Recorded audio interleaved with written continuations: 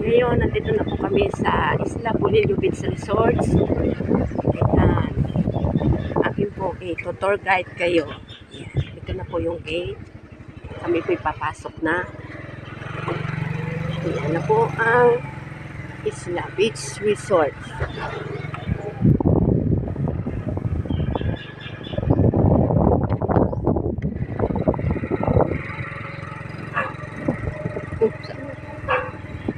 Yung anak ko po ay magpapakain ng isda ng fish pan ng mga bangus. Ayan na po ang beach resorts. Ito po yung fish pan.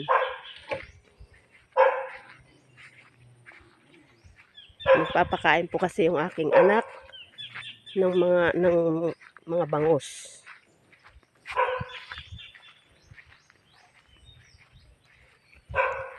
Yan po yun.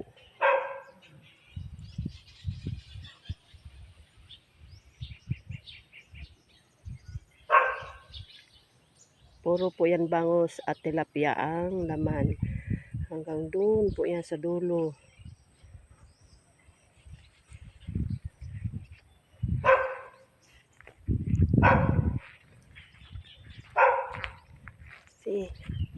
Yan po yung ito po yung resort ng Isla Polillo. Yan. Yan pa po ay i-renovate pa po yung iba. Ipipintalan pa po kasi pero maganda po dito. Pwede po kayong overnight. May aircon. Kumpleto po. Para po sa inyo. Yan.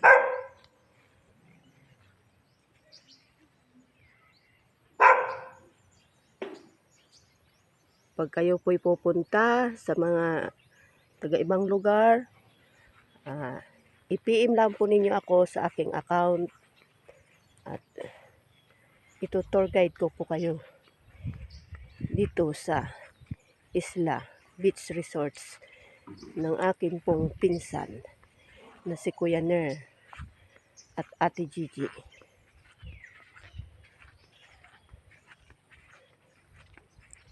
Magpapakain po kasi yung anak ko ng isdang bangus. Kinuha po siya para magpakain. Swelduhan kada buwan. Ayan.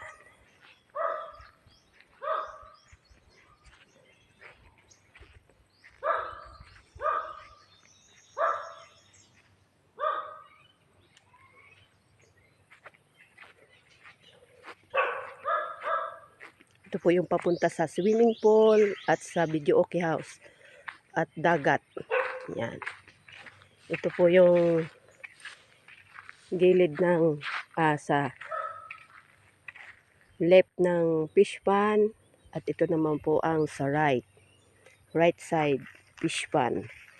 Hanggang doon po yan sa dulo at hanggang doon po sa left side ng fish pan.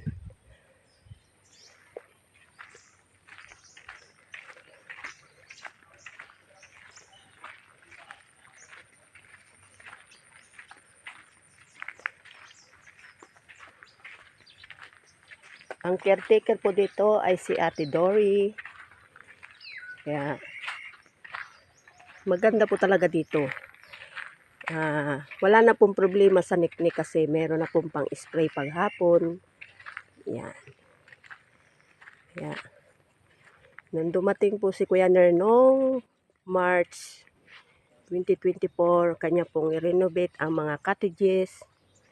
At yan, pinaganda na nga po niya ang pininturahan. Doon po yung swimming pool.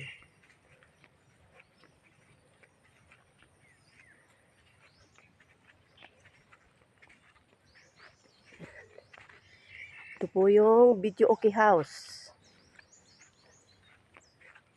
Yan. Pwede kayo manganta, mag-camping. Yan. Yan po yung mga cottages. Ito po yung rest house. Yan, malapit po ito sa tabing dagat. Yan.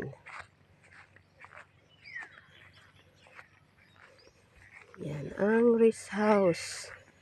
Kubo-kubo, payag-payag. Yan. Sa Bisaya, payag-payag. Oh. Nice.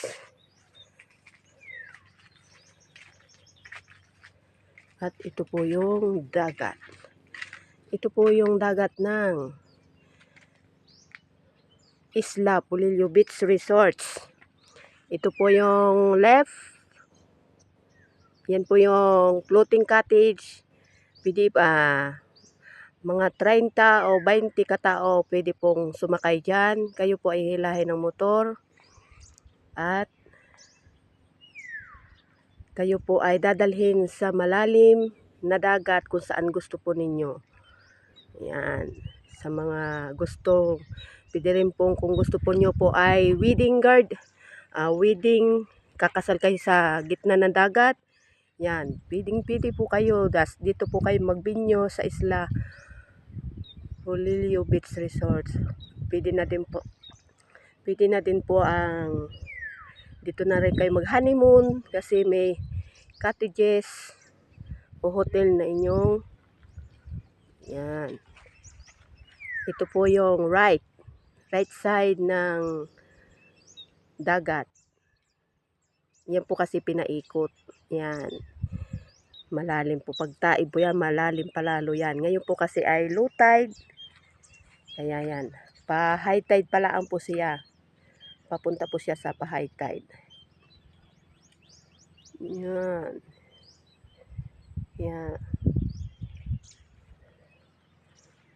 Pwede po kayo ditong mag-outing. Uy, nandito na pala ang Kuya Rico.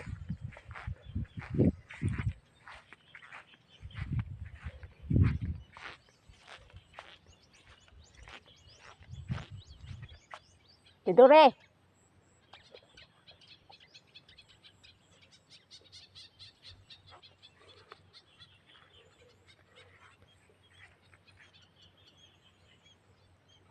Yan po yung cottage. Sa pwede pong mag-overnight. Yan.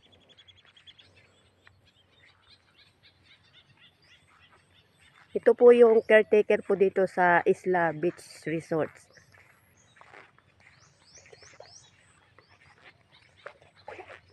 Ay, akala ko lang.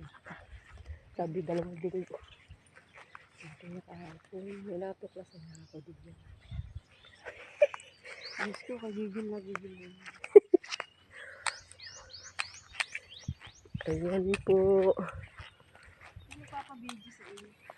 Ay, ito po yung alam po ni Ate Gigi.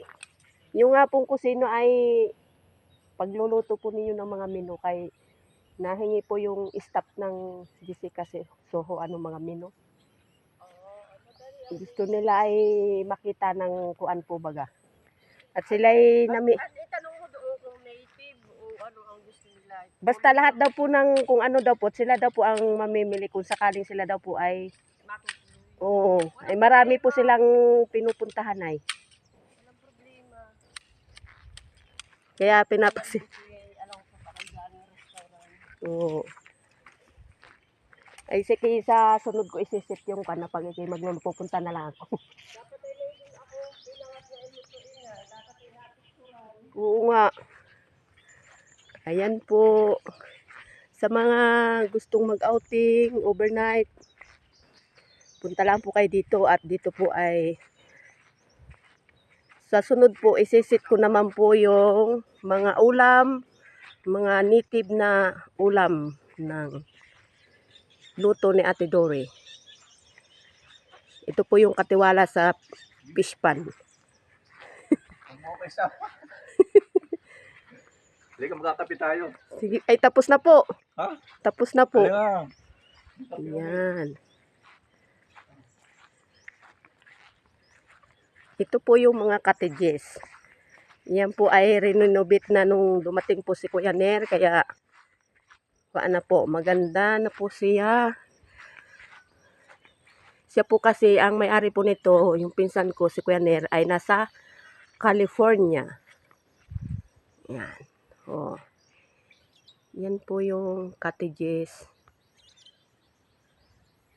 Pwedeng-pwede na po kayong mag overnight. The aircon at happy to serve you. Talagang kayo po ay seserbisyuhan ng mula sa puso. At ako naman po ay mag-a-assist pag marami pong bisita dito sa isla. Kaya kahit po wala ako dito, ay ako pa rin po ay mag-a-assist sa inyo.